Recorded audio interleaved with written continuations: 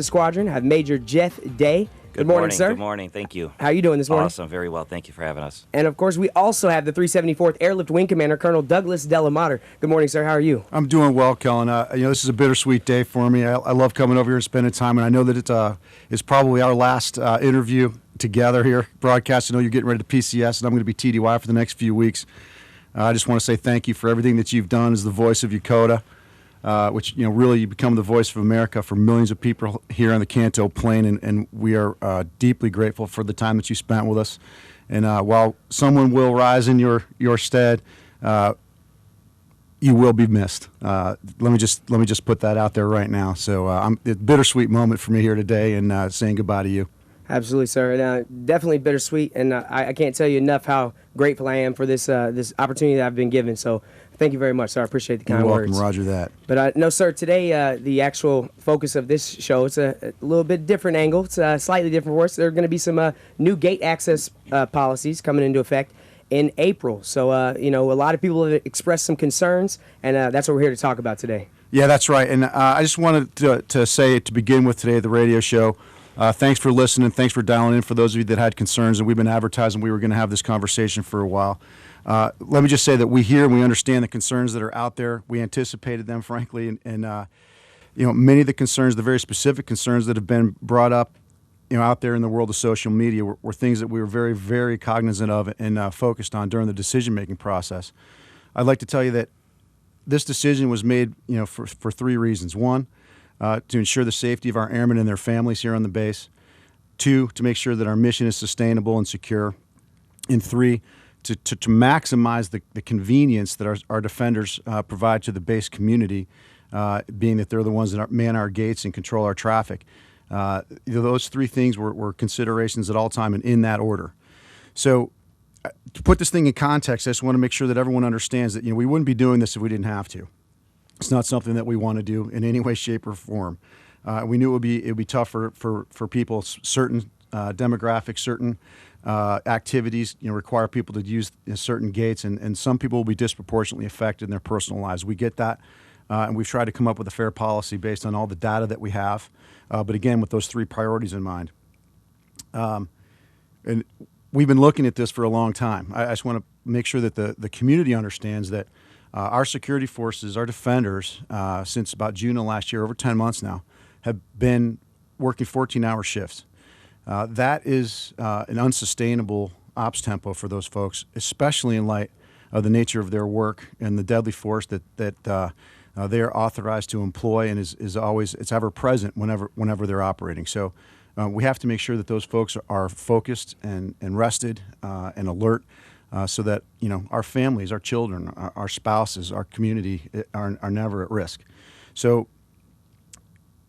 being that 14 hours is an unsustainable pace, we've known that this something was going to have to change, and for the last 6 to 8 months we've been laboring under the impression, and those defenders have been leaning forward to provide convenience measures in addition to safety and security, with an understanding that we were going to be getting some manpower relief. A lot of agencies, a lot of good people in our higher headquarters have been working on that for a long time. Unfortunately, in the last 2 weeks, we've been notified that relief is not coming. And in fact, instead of relief, we're going to be getting additional cuts to our defender manpower. Without going into detail, the bottom line is that we cannot ask those defenders, based on their mission, to continue to do more with less. We cannot do that. I will not do that, especially when they are defending and ensuring the security of our community, our families, our mission. And oh, by the way, they're providing convenience too, leaning forward and doing that for the community because they care. But I'm not going to ask them to do that anymore based on the most recent news. Hope is no longer a viable plan here. So we have to take some prudent measures. And so looking at our priorities and the things they provide, convenience is the thing that we're going to have to do a little bit less of, frankly. And as I know that's painful, and we don't want to do that, but that's what's got to happen in our assessment. And it's been a very careful assessment. It's been data-driven. It's been discussed. It's been studied. And it's also supported at headquarters levels, and they understand. They don't want to do this either, but they understand that some things got to give here. So that's what we're doing. Just to give you a scope of this, our defenders have been working 6 and 2s effectively for that time period as well. 6 days of work and 2 days technically off. Those 2 days off are days that they actually have to come in and do their medical appointments, do their ancillary training, take their leave, do their PME. And those are, effectively Saturdays and Sundays for them. And it's even more rare than a Saturday and Sunday for the rest of us because we get 5 days and then 2 off. They've been working 6 and 2s and, by the way, 14 hours at a time. So we have to do something to address that.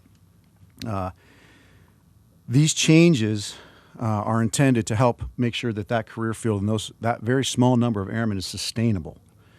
Right now, it's not. It's not a sustainable ops tempo.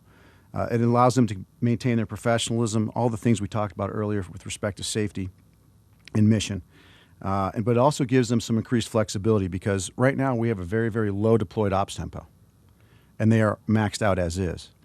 So what this does is it allows us to change their shifts from 14 hours to effectively 10 hours, or their days, that is, and then start to build some semblance of reasonable circadian rhythm and lifestyle into their lives so that they can have the resiliency and the flexibility to respond, not if, but when their overseas commitments increase. This is a dangerous world. It's not going to get any safer anytime soon, and we have to be ready. That's our wing's mission. The number one thing that we do in this current wing mission statement is maintain ready and worldwide deployable forces. Our defenders are certainly in that front line. And we have to make sure that not only are they able to do what they need to do here for our community and our mission, but they're ready to deploy. And right now, at this pace, they're not. And we have to do something about that. Convenience is the thing that we have to sacrifice somewhat in order to make sure we're living up to those more sacred responsibilities.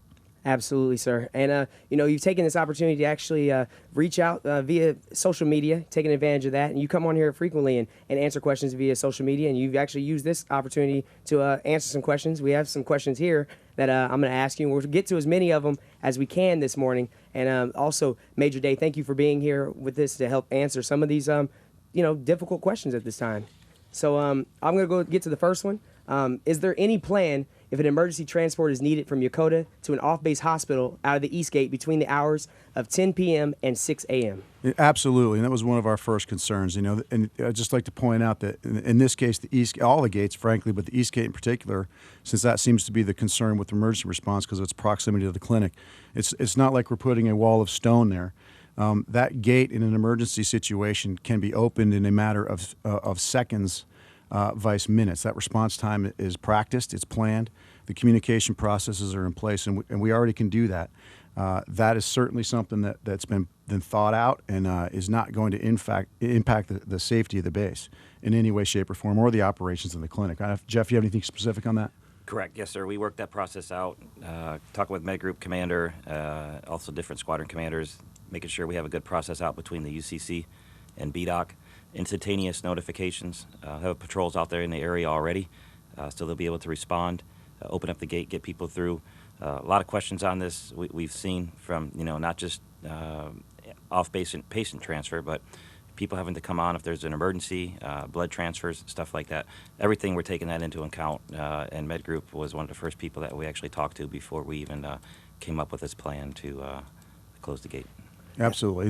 The gate can be open, and one of the things that we do by restructuring and reprioritizing some of the efforts out there is we create a mobile and ready reserve, which is essential to defending this installation. We can man every perimeter spot 24 hours, but it reduces our ability to have a reserve. So adjusting some of the gate hours allows us to be able to respond and open it in a crisis when we really, really need to. Absolutely. And question number 2, would it be possible to have augmentees cover the gates to alleviate the use of security forces manning? This is a great question. We of course looked at this, and I've lived through. This is my second drawdown of my career. The first one being in the mid '90s, and I remember aircrew members, everyone, to support troops, everyone, not security forces people. Manning the gates, so that's not unprecedented. And we have an augmentation program that's ready to go. It heavily tasks several squadrons based on the amount of manpower and the demographics of the workforce. But the bottom line is those other squadrons that would be augmenting the security forces have been subject to force cuts too. Absolutely. And And I got to say, I applaud several of the folks in the social media that have gone out there and said, hey, I'm willing to step forward, like our defenders have been doing for the last 10 months, and put in extra time to provide convenience for my community. That's the kind of Team Yokota that I've come to know and love since I've been here. So I applaud those folks. The issue with that is those folks are part of units that are heavily tasked and very busy as well. And while those individuals may want to step up and do that, and I thank them for that from the bottom of my heart, they're embodying service before self and that sentiment, and it's fantastic. While that is fantastic, they would be stepping forward to provide convenience. And again, we are at the point now where the mission dictates that we have to out-prioritize convenience with mission-essential activities and safety. So, this decision is not final. I mean, until we actually execute, it's not final. And so we're going to look at that. And so those folks, I would tell them, if they really want to volunteer and to help provide some convenience, they're going to need to make sure that they're really evaluating what it is that they're providing in their normal duty hours, because they're going to be taken out of their duty position into an augmentation program for 6 months. They will not be able to contribute back to their mission. And their squadron commanders, their leadership is going to have to sign off on that, because each unit is unique. It's why we have squadron commanders in every squadron, and I trust their judgment to assess whether or not they can cut people loose. And so far, in all of our conversations, no squadron commanders have stepped forward and said, "Hey, we have too many airmen right now to do the mission, and we can have them contribute to the convenience of the community." We're just not in that. That's not the situation right now. And while I would love to let those airmen, embody, service before self and step up to man the gates so that we didn't have to inconvenience anyone at any of the gates, it's my responsibility to make sure that safety and mission are put in front of convenience. And right now, I'm not in a position to direct augmentation or, frankly, even to accept it without very, very close analysis by unit. But again, that's a great news story from a social media perspective, seeing those people step up. And I appreciate that. Absolutely. Major Day, did you have anything you wanted to add to that? No, thank you. Boss got it spot on with that one. I know I'm going to save a good friendship I have with my fellow squadron commanders and not take any of their manpower, which we know they need. I mean, Absolutely. we are all busy. We are all busy. And we're focusing on the security forces, our defenders right now, because of the severity of their workload. Their ops tempo has been extreme. They're not the only ones. One of the important things that I just want to talk about is when it comes to our, maintainers come to mind specifically as another extremely stressed career field. And just recently, we've seen some issues, with that ops tempo affecting their ability to execute at the level that they want to execute at. And, our command chain has been spot on, ready to go, focused on safety and focused on execution, focused on their airmen and making the call to stand down. We've actually, stood down mornings of flying to make sure we're giving some time to our airmen, our maintainers in particular, to get after, getting those birds flying again and doing it safely and with discipline. With our defenders, when they're out there with the things that they carry, responding to the situations that they have to respond to, there is no safety net. I can't step in and say, "Hey guys, everybody take a pause. We're going to stand down, this crisis for a half a day. We're going to have that, potential threat. Just sit down for a few minutes while we, exercise the chain of command's responsibility to slow things down." I can't do that with our defenders because what they do is very real time and has the utmost of consequences when it goes wrong. So we have to focus on these guys right now. And as we start to sacrifice some convenience measures, what we're effectively doing is we're transferring a burden that they've been bearing in vast disproportion, especially with respect to the severity of what it is that they do, accepting risk. And we're shifting that burden out to the whole Team Yokota to a certain degree by causing some inconvenience to some folks. We're going to be asking some of our other airmen, specifically some of our transporters, to potentially be working some longer hours with shuttles to kind of mitigate the impact of this. And we'll talk more about that later. But this is something that we have to do as a team. I mean, as a wing and as a community. And it's all motivated by the things that are most important. Absolutely, sir. And with that, we're going to take a short musical break. We'll come back with more from the 374th Airlift Wing Commander, Col Douglas DeLaMater, and Major Day. Here on the Morning Cruise Control, we got Bruno Mars and Mark Ronson, some of that Uptown Funk. 7:49 back here in the Eagle A-10 studio is Kellen, and also joined by the 374th Airlift Wing Commander, Col Douglas DeLaMater, and the 374th Security Forces Squadron Commander, Major Jeff Day. Excuse me. And so the power of positive speak. That's right. That's Absolutely. right. If I had a vote, it's going to change soon. Absolutely. And so we took to Facebook, taking these questions that were solicited on Facebook. And question number 3, all right. Since the gates are manned by local nationals, how does closing the gate relieve active duty security forces personnel? It's a great question, and it's one of those things that, just from an optics perspective, it's just a natural thing to wonder, because most of the folks that are on the gates are our contract guards, our master labor contract Japanese nationals. They're incredible professionals, and they have all the same exact capabilities as our airmen. They work and they train together, and the reality of it is that they are interchangeable. Just from a management perspective, we tend to use them on the gates, but they can and they do serve in every other capacity that our defenders occupy. So it is a great question, but it's kind of a red herring in that this is truly a zero-sum game. And as we draw down and we make changes, they're going to be filling other roles as well in a lot more with a lot more frequency than they do now. But they've always been able to do that. And so relief on a gate applies to both our contract guards and our airmen directly, because it's one pool of resources. Jeff, you got anything to add to that? Yes, sir. MLCs are awesome. Worked with them 3 years in Misawa. True. Almost 2 years here. You can't ask for a better a set of personnel to work with. They are part of our defense force, and right now they are the front line of our defense force. The manpower savings here, I know a lot of people have a lot of concerns and they never see the cops on the gates. Why are we doing this? The MLCs are going to move over into patrol positions, so it's not going to be uncommon for MLC, Japanese national, to respond to an incident. Base personnel should be prepared to. First person they see to get out of a cop car may be that Japanese national that's armed, trained, and ready to respond. They're trained similar to us, meet the same qualifications, self-aid buddy care, CPR. They're cops, they're law enforcement, just like us. Yeah, absolutely, and I trust them implicitly. Otherwise, they wouldn't be doing it, and they live up to that trust every single day. So that's not going to be a degradation for us in any way. So yeah, they're interchangeable is the bottom line. Absolutely. And let's move on to question number 4. Now, a lot of people that live on the east side rely on taxi services to the gate to avoid driving under the influence. Now, with the gate closure, how is the base going to accommodate getting individuals from the terminal gate to the east side residences if they've had if they've had stuff to drink? Absolutely, and this is a concern of ours. We've considered these sorts of impacts.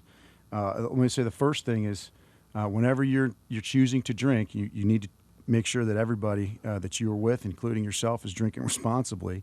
You must have a plan. That is key to safe recovery after drinking operations.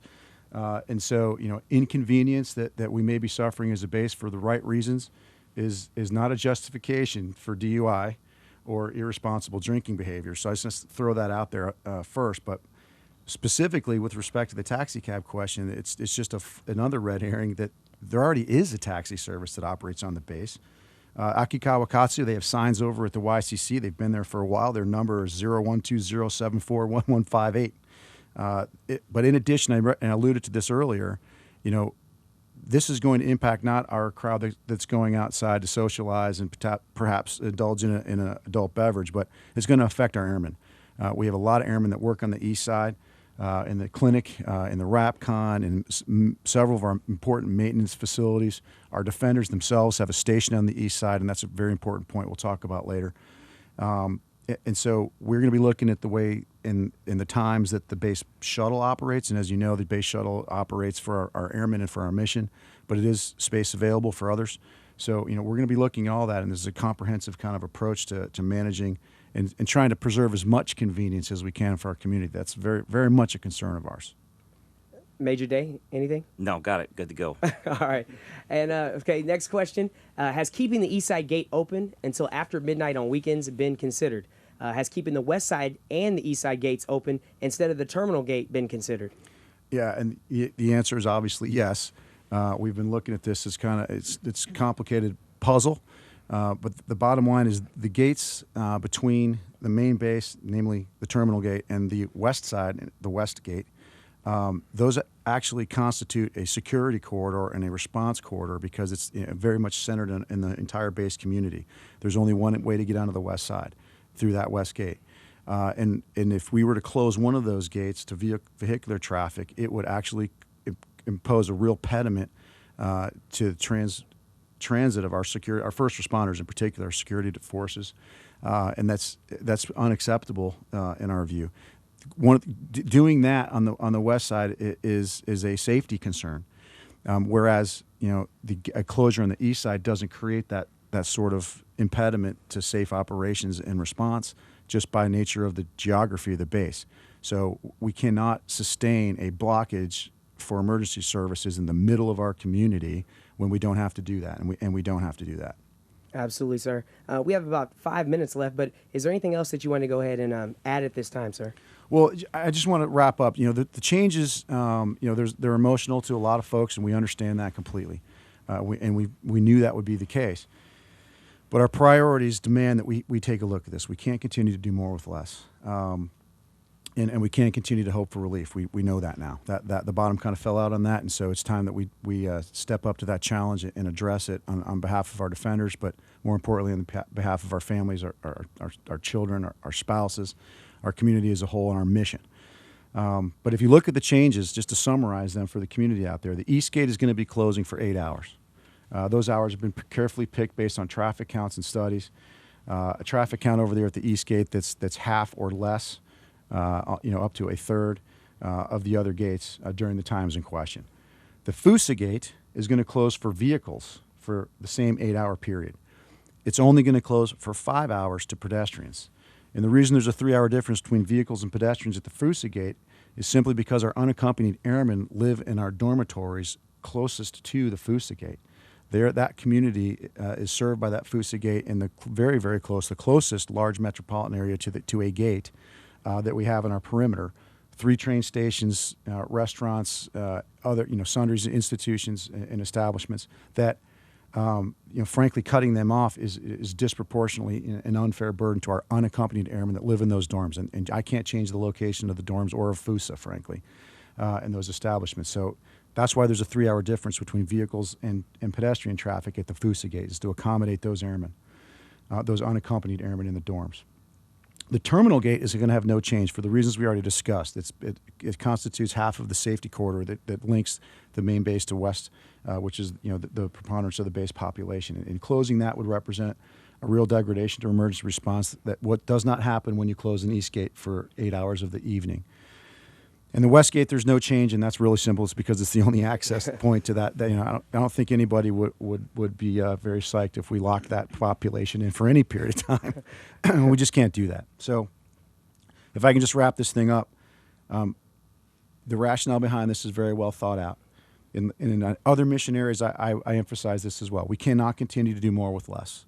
The Chief of Staff of the Air Force recognizes that very clearly and has asked us to find ways to do less of things, stop doing things that we don't need to do, and this is really part of that process as well. We can't continue to do more with less.